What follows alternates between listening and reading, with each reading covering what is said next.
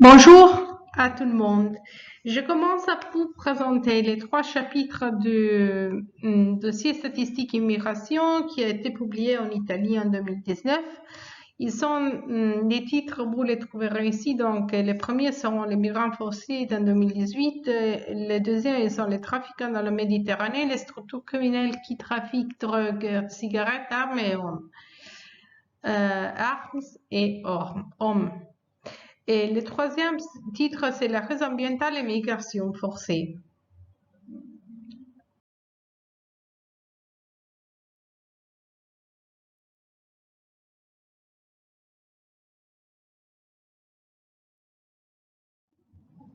Bonjour, aujourd'hui on va présenter la deuxième slide. Ça, c'est les cas des migrants forcés dans le monde et dans l'Europe en 2018. Je suis intéressée à vous présenter les cas des millions qui ont été migrants forcés dans 2018 dans le monde. Donc, 70,8 millions de migrants forcés dans le monde ont été obligés à laisser ces maisons à cause des différentes raisons, donc désastres ambientaux, conflits, persécutions. On va présenter les cas des trois États. Le premier État, c'est la Syrie, qui en 2011 a été le théâtre d'une guerre civile et donc a produit 20 millions de migrants forcés. Et dans la même année, en 2018, 13 millions de migrants forcés et moins de 7 millions ont été protégés par les statuts des réfugiés au dehors de ce pays. De la même année qu'on va étudier, donc 2018, les migrants forcés ont commencé même dans un autre État, en Colombie, par 8 millions de migrants forcés. Donc, c'est différent des cas des victimes d'évacuation qui en Colombie, on doit présenter même les victimes d'évacuation qui sont différentes par les personnes qui ont laissé le pays et ont cherché les refuges d'avoir le statut de réfugié dans les autres pays. Et ici, les cas des victimes d'évacuation, qui en espagnol on appelle displazados ou displaced people, ont resté dans la Colombie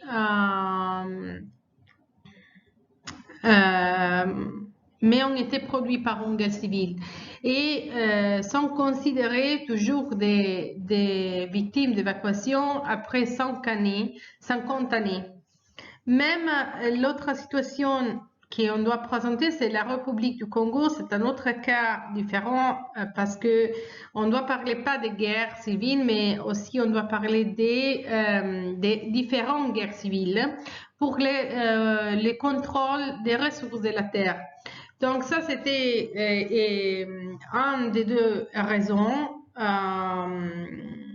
qu'avec l'instabilité politique, on produit 5,1 millions de migrants forcés et de cet numéro, 4,5 millions de personnes ont évacué à l'intérieur du pays. J'ai indiqué en 1000 les numéros des demandeurs d'asile politique, les numéros des réfugiés et les personnes en millions, donc 20 millions et 4 des personnes qui ont eu leur statut de réfugié selon la Convention de 1951. 3,5 millions de demandeurs d'asile et 40,4 millions de personnes qui n'ont pas passé la frontière, donc ont resté dans le pays d'origine.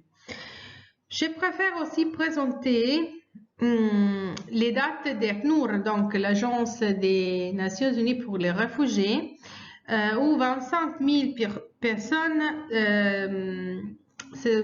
ont été limitées et leurs conditions de vie, c'était dans exactement les chambres d'accueil, dans les centres-villes. Et à la fin de 2018, les numéros des réfugiés a été 15,9 millions. J'ai présenté aussi deux cas, Iran et Pakistan, où les réfugiés afghans ont été considérés des réfugiés même après 40 années. qui se sont arrêtés dans les pays. Je vous laisse des links et je vous rappelle que cette slide a été produite par les dates que j'ai rencontrées dans le dossier statistique d'immigration. On retourne à parler des réfugiés, des réfugiés en Syrie en 2011 parce que en fait, on trouvait leur statut de réfugiés dans des pays qui sont proches, donc Liban, Turquie, Jordanie, Égypte. Et c'est important de signaler que les conditions socio-économiques du pays d'origine ont été vraiment différentes dans les conditions socio-économiques où ces personnes ont présenté leur demande d'asile.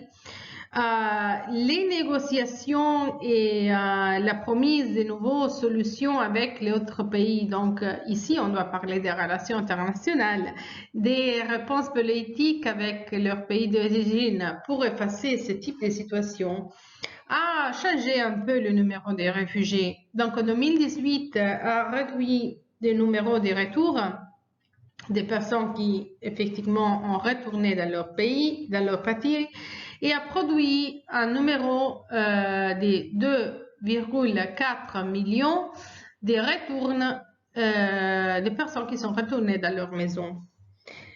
Le dernier cas qu'on doit présenter, c'est le cas des réfugiés palestiniens qui est particulièrement intéresse UNRWA.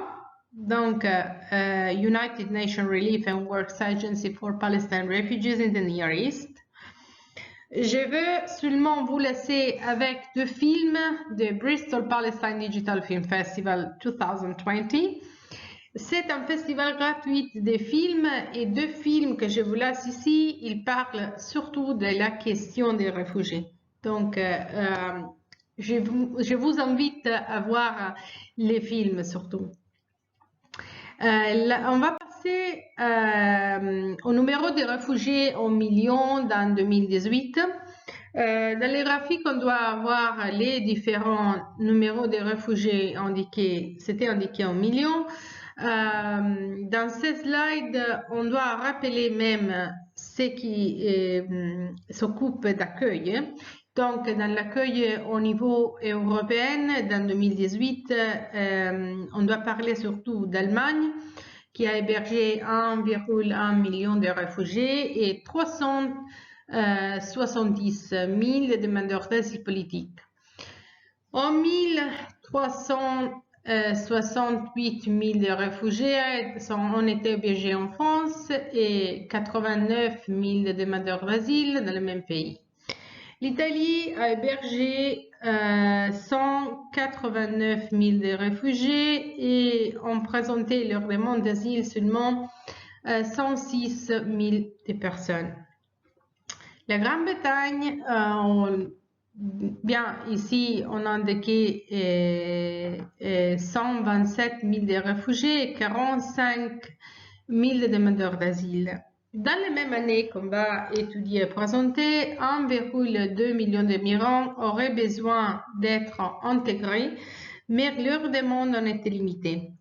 Ça, c'est la page 48 du dossier des statistiques d'immigration qui a été publié en Italie en 2019. Le Liban a eu un rapport de 1 réfugié chaque 6 habitants, la Jordanie 1 sur 14 et la Turquie 1 sur 22.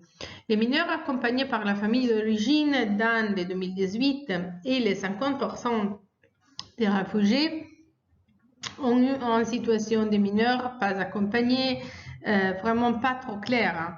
Il y a une différence à faire, mais c'est les mineurs qui vont accompagner leurs parents et dans le parcours du voyage jusqu'à la présentation des demandes d'asile politique et les mineurs qui voyagent seuls, qui vont demander une protection internationale comme mineurs étrangers isolés. Et dans cette slide, on va voir l'itinéraire des réfugiés vers l'Union européenne qui concerne la page 49 et 50 du dossier statistique de l'immigration. Je l'ai traduit par vous en français. Donc, il y a à gauche la représentation des pays. La première partie, la première image, c'est une division entre, entre pays d'origine et pays d'accueil des migrants.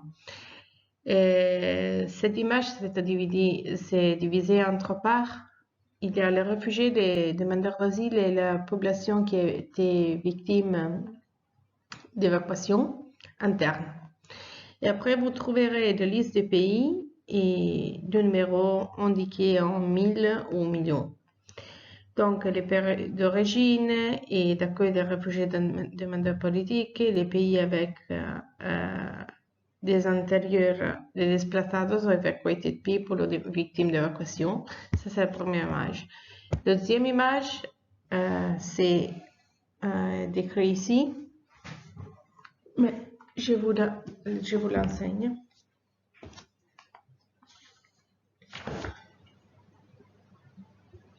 Ok, ça c'est l'image originale.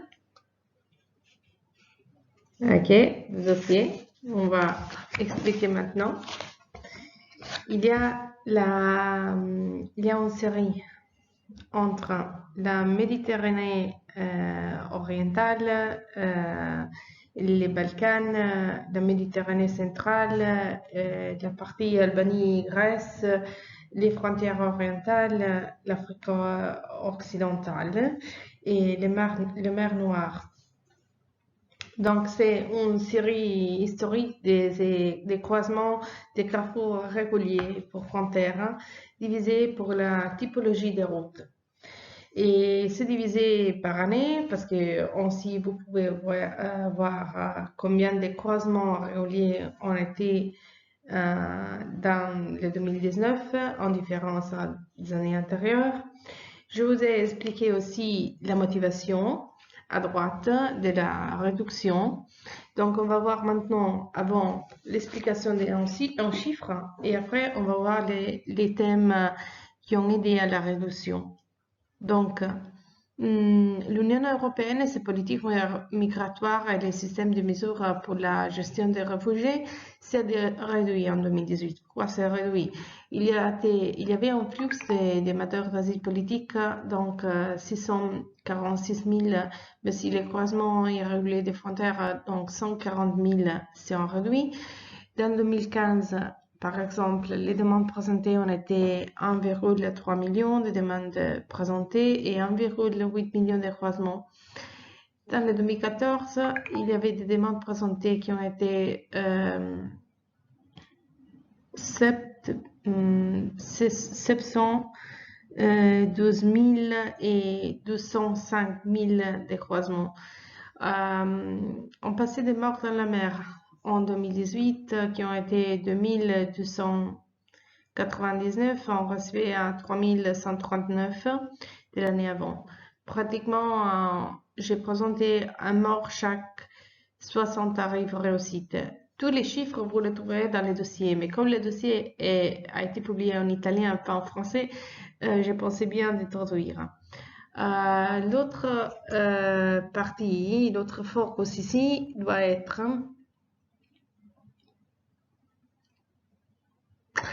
l'agence Frontex. Selon les dates prises par Frontex, l'agence européenne, le numéro de croisements réguliers des frontières a eu en 2018 le niveau plus bas de ces 5 années. Page 49 du dossier statistique d'immigration, le numéro a été passé 23 485. Oui, 85. Les dates de Search and Rescue, Frontex, Marine militaire et ONG ont limité ces activités. Après, il y avait un accord avec la Turquie en 2016, un accord d'Italie-Libye, j'ai mis le link. J'ai partagé aussi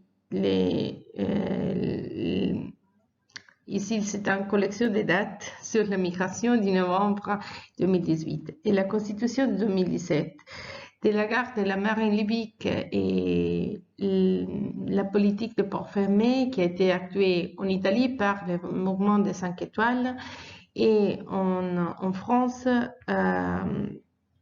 pour la politique de Macron. À la fin de 2018, la Tunisie a substitué la Libye, donc la majorité des migrants partaient par Tunisie, Érythrée, Maroc et Afrique subsaharienne. Et j'ai indiqué aussi les numéros qui ont sorti des dossiers par les repassements par terre qui ont intéressé la Turquie et la Grèce. J'ai annoté 22 546 et après il y avait des voyages, des croisements qui sont indiqués ici. Je vous en prie en avance si vous pouvez lire tous les documents jusqu'à la fin pour le numéro des contrebandières qui ont été arrêtés, le numéro des pushbacks et le numéro des rapatriements. Je sais que c'est un peu long ce slide, mais c'est un peu important. On est arrivé à la politique du Macron et dans le 2017-18, donc j'ai pensé de faire une partie de ces slides et des vidéoclasses sur la politique française dans les dernières années, dans les dernières 4 années. On peut dire mieux 3 années. Ici, j'ai mis dans les moyens une liste des sites avec le point de vue de la CIMAD et la réponse du président Macron.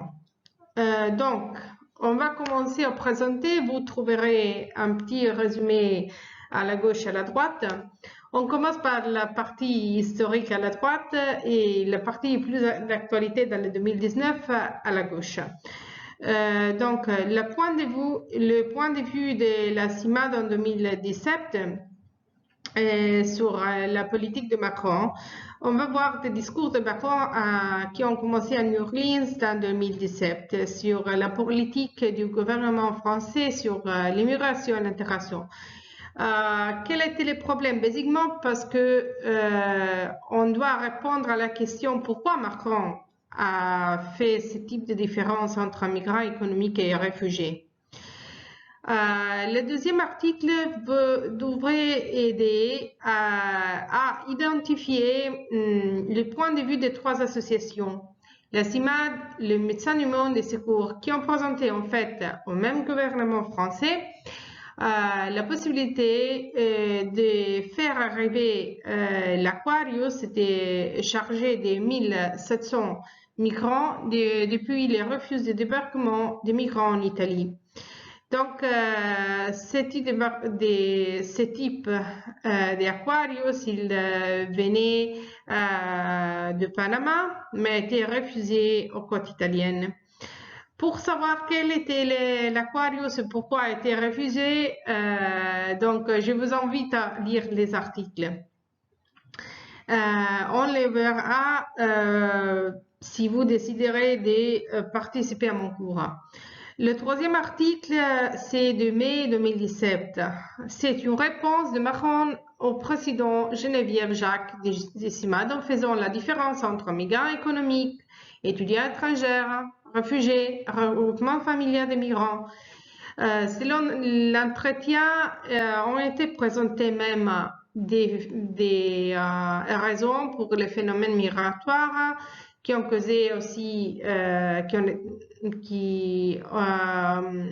qui ont causé un petit d'incertitude, mais même on était des victimes d'incertitudes politiques et surtout de la déstabilisation climatique.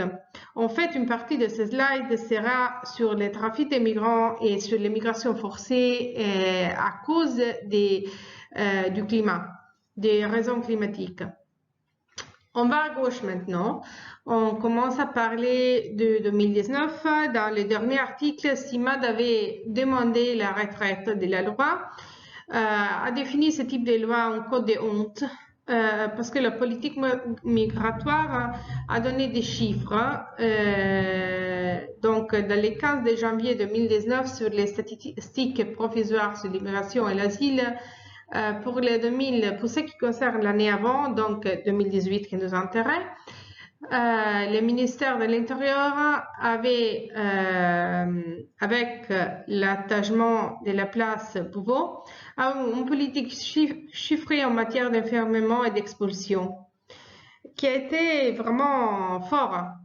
À partir du 1er janvier 2019, avec l'entrée en vigueur des dispositions de la loi du 10 septembre 2018 relative au droit d'asile et à la politique d'expulsion du territoire, qu'est-ce qui s'est passé? Qui a commencé à actuer ce type de politique et en fait, on avait avant une circulaire d'application publiée le 31 décembre au préfet qui précisait de nombreuses mesures liées à la demande d'asile qui en fait devait être et doit être jusqu'à maintenant présenté dans les premiers 3 mois qu'un migrant arrive en France. Ça, c'est un peu les petits résumés. Considérez bien la réponse de Macron. Considérez, s'il vous plaît, la réponse de Macron à la CIMAD. Et on va voir les prochaines slides sur trafic des migrants dans la Méditerranée, partie 1. On commence, comme j'avais dit dans les slides avant, avec la première partie qui a été décrite dans les dossiers. Donc, les personnes qui travaillaient dans les trafics humains chaque année dans la Méditerranée suivent normalement la route centrale Tunisie, Libye, Algérie jusqu'à l'Italie. À page 55 du dossier. Pour arrêter ce type de trafic de drogue, l'UBEC International, l'opération de la police dans la mer dans l'Italie, participe la police italienne du finance. Cette opération a commencé en 2011 et a permis de récupérer 170 000 kilos de hashish. Le trafic illégal de pétrole avec des faux documents d'accompagnement, des charges de trafic humain et des personnes et la traite sont des activités criminelles qui tirent avantage et profit, mais ils sont normalement des types de structures criminelles, plus les structures de trafiquants qui sont cherchées par les réfugiés et les migrants qui ont besoin de faire un croisement, un carrefour dans la Méditerranée. Donc, la marchandise de contrebande qui voyage des fois, pas tout le temps, mais avec les migrants, a été justement, jusqu'à maintenant, cigarettes et armes. Et la route qui suivait était Monténégro, Albanie et Libye, les 3 pays sur lesquels se concentre le marché illégal du contrebande des cigarettes. Combien d'argent permis de gagner la contrebande? Selon l'estime d'Europol en 2010, le contrebande d'êtres humains valait 6 milliards. La drogue en 2013 en valait 24 milliards. Et ça, c'était décrit aussi à page 55 du dossier statistique de l'immigration. Les trafiquants d'hommes vers l'Italie ont commencé en 2015 à être contrastés. En Sicile, sans procure utiliser des collaborateurs de justice et des informateurs disponibles en collaboration avec la police, à leur donner des informations et des files audio pour aider l'investigation.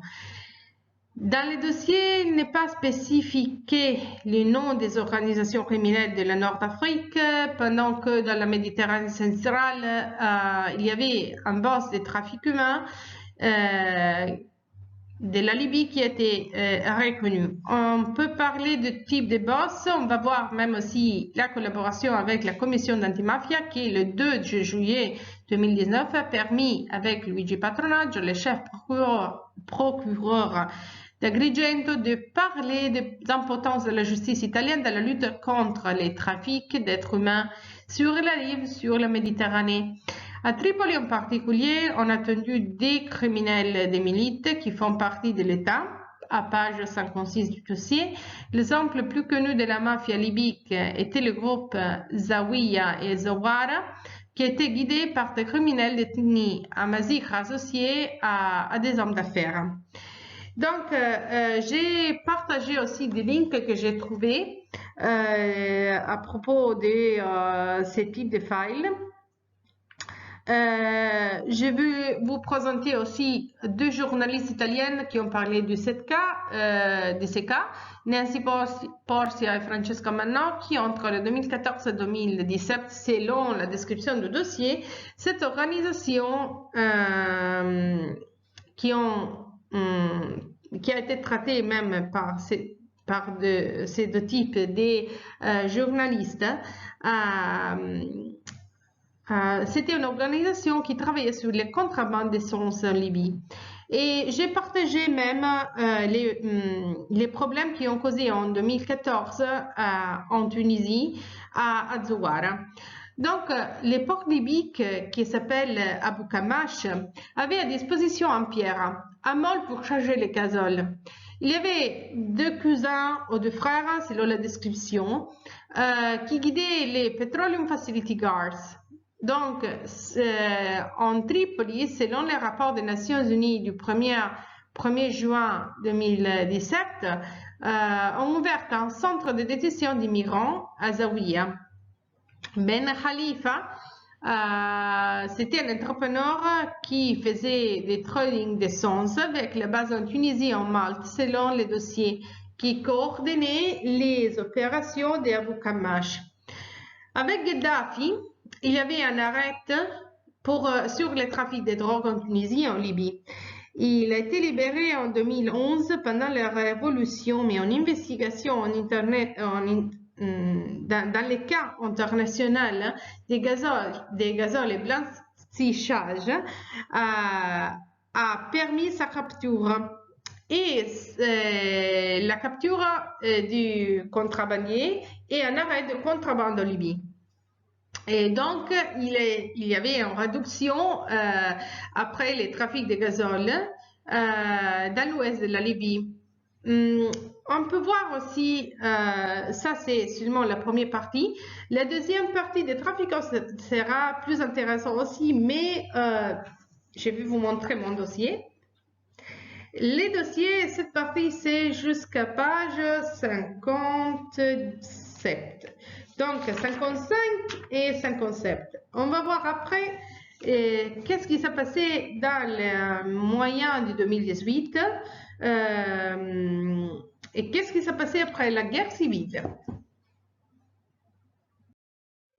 On va terminer cette partie avec la deuxième partie des trafiquants de la Méditerranée.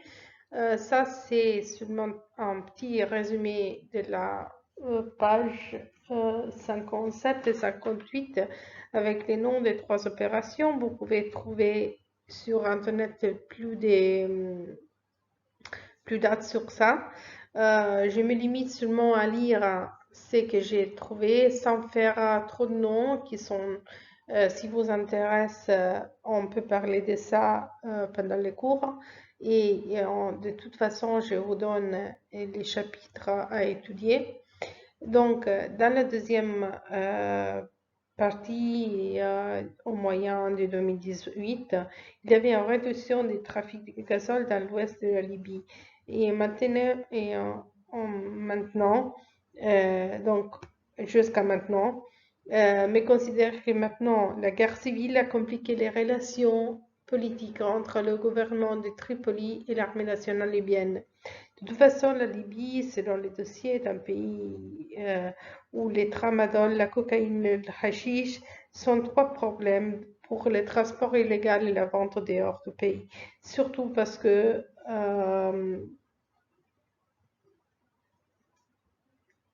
il ne concerne pas seulement la ville de Bengali.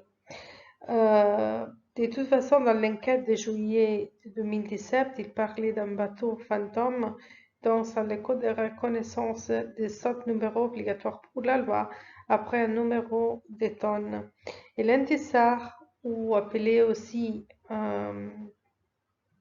le bateau Shada, a été détourné par les autorités à cause des armes qu'il transportait en Turquie, en Libye et à Malte. Donc, l'opération Glauco a permis d'arrêter des bateaux chargés de drogue immigrants le 3 octobre 2013. J'ai mis ici aussi d'autres opérations Scorpion-Fish, Scorpion-Fish 2 et opération Glauco qui ont permis d'identifier les débarquements des migrants dans les plages qui sont considérées pas trop surveillées. Ça, c'est la dernière partie de cette opération. Je peux vous envoyer pendant les cours plus de détails sur cette opération si vous intéresse avec l'article du dossier.